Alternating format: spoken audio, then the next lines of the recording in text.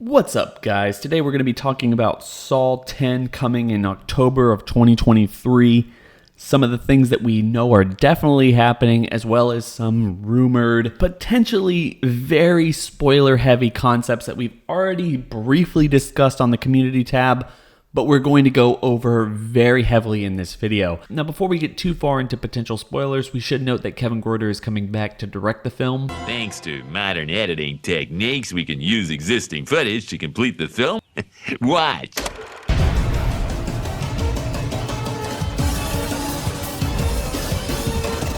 Seamless, huh? You're hired. And with good cause. As well as on-set confirmation that Tobin Bell is starring in the movie as John Kramer, alive and well. I find you extremely ugly. Do you? You emit a foul and unpleasant odor. Oh, is that right? I lose. Not anymore. That's it. Get out of my store. As for some of the potential big spoilers we're going to talk about today, I should say that none of this is confirmed as of yet. There are conflicting reports about whether or not these images are Photoshopped. They're going over the screen right now. And quite honestly, I don't know. I'm just going to share my thoughts and opinions on them as I see it, as well as discuss briefly some of the other things that we know about this film. First and foremost, if you like the video, if you like the content, make sure to like, comment, and subscribe. Hit that bell over by the subscribe button to notify you every single time we upload, because I'm really hoping to get back into uploading on this channel. We've been focusing on the other channel for a really long time, and if you want more Saw-related content and you haven't already done so, make sure to check out the description of this video or the top right-hand corner right now to see the top 10 things that we want to see happen in Saw 10. Really focusing a lot of energy on KRW Network right now, but for this channel, hoping to get right back into it. With that being said, let's talk about these potential spoiler images and what they could possibly mean for the film.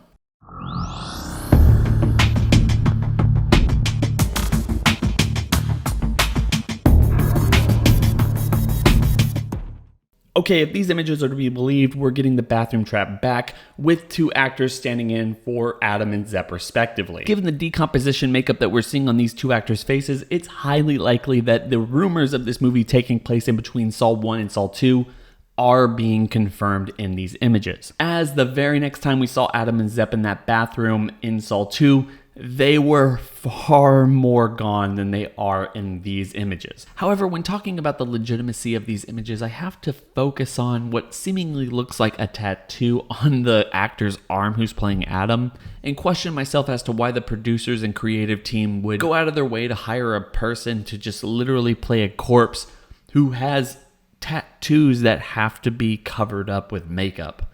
Doesn't really make a whole lot of sense to me.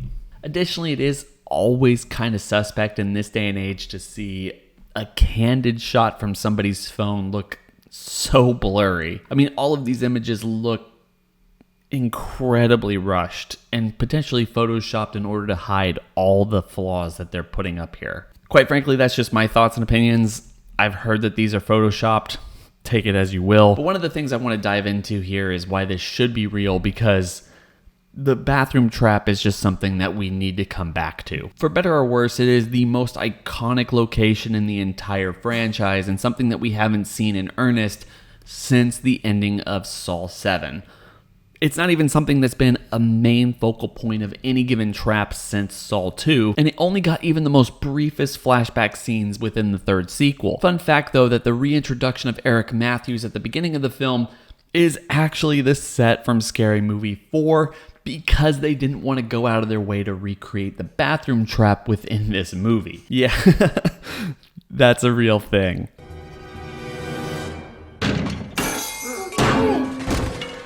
Damn it. But for what it's worth, even with some of the naysayers saying that this is photoshopped, I'm going to have to go ahead and say that I really like the idea of bringing back the bathroom trap within this movie, and I know exactly where they can place this scene in context. Your ideas are intriguing to me, and I wish to subscribe to your newsletter. I want to let you know as a Saw fan that we hardly get any special features on the home releases, at least not since the DVD releases of the first 3 films. But at least for those 3 films, there was just a lot of stuff to dive into. And one of the things that the third film gave us is an extended cut as well as deleted scenes that allowed us to watch a more in-depth flashback look of when Amanda went ahead and killed Adam in the bathroom trap. The thing is that this scene had Amanda having nightmares about Adam getting out of his trap and coming to get her, and somewhat leading her to sneak out when she thought John was asleep, to sneak back into the bathroom and take out Adam as a bit of a mercy kill. And the thing is that these are deleted scenes. It was never canonized within the context of the movies that were released theatrically. So quite literally, these are pre-existing scenes that can be reinterpreted for this film, as well as serving as a really interesting way of bringing back Shawnee Smith as Amanda Young for the beginning or even just the end of this particular interquel. If anything, if I have my way, I would love to bring back Shawnee Smith as Amanda Young more than Costas Mandylor for Mark Hoffman, Carrie Ellis for Dr. Gordon, or even Matt Passmore's Logan Nielsen. Quite honestly, it is kind of a toss-up between Logan and Amanda.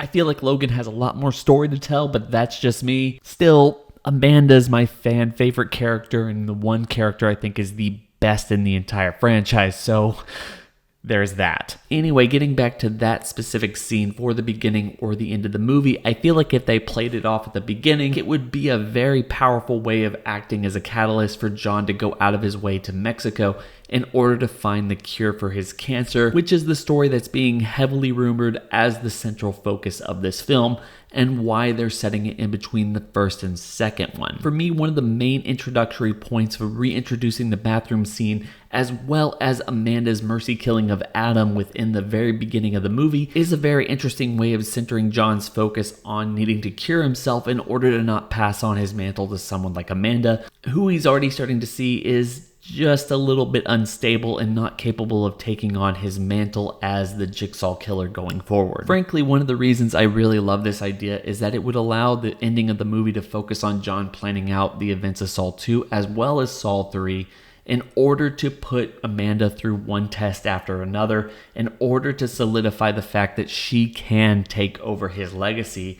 And as we already know as fans and, just everything that we've gotten from this franchise, she's not up to the task and she ruins pretty much everything that he planned out, causing just a bit of a domino effect of everything that happened from Saw 3 onward. Now, you could also say that this scene is going to take place near the end of the movie, where John has already gone through everything that he has to go through with this film, realizes that Amanda has killed Adam, and that there's nothing left for him to prove. And this scene can act as a way for him to realize that the person that he picked to carry on his legacy is totally incapable of doing so, which would spur him to create traps that would ultimately lead to the ending of Saw 3. Now, as cool or interesting as either of those scenarios would be playing out on screen, I have to once again reiterate the fact that regardless of whether or not these images are photoshopped, not real, or anything else, I feel like the Saw fandom desperately needs some interconnective tissue as of late. As good or even bad as it has been, since 2017, the Saw franchise has found itself in a little bit of a rut. I've often said on this and other channels that one of the things that makes this franchise more unique in terms of all of its other competitors in the horror genre is its steadfast dedication to its own bonkers continuity.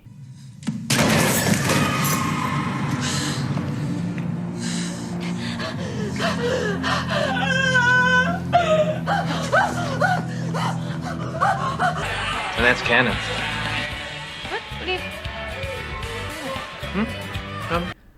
One of the things that Jigsaw and Spiral from the Book of Saw were missing, at least in my opinion, was a definable connection between the events of those films and the films that came before it. Lisa and I built your room. But I don't like this clown.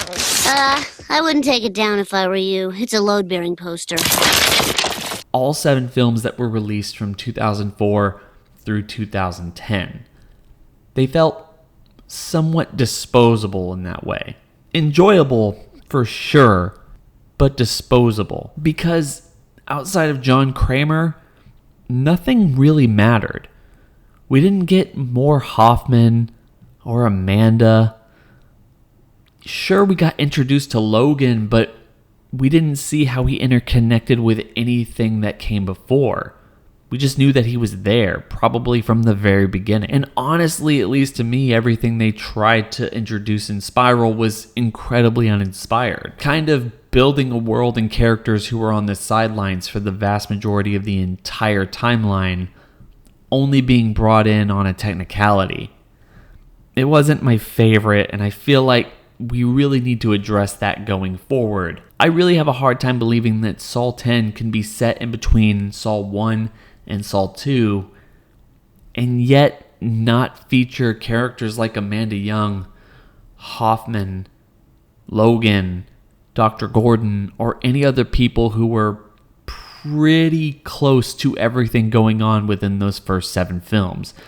Especially after those 7 films went out of their way to say that pretty much all of those characters were there. You know, at the end of the day, I don't know if these are photoshopped images or whether or not they're some indication of what's going to happen within this movie.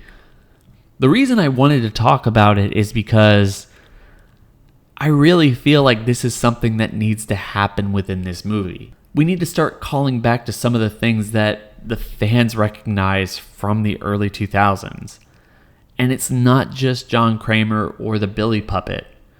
It's other characters, legacy characters, in the same vein that we've been seeing over the last couple of years with horror entries or even just big blockbuster films.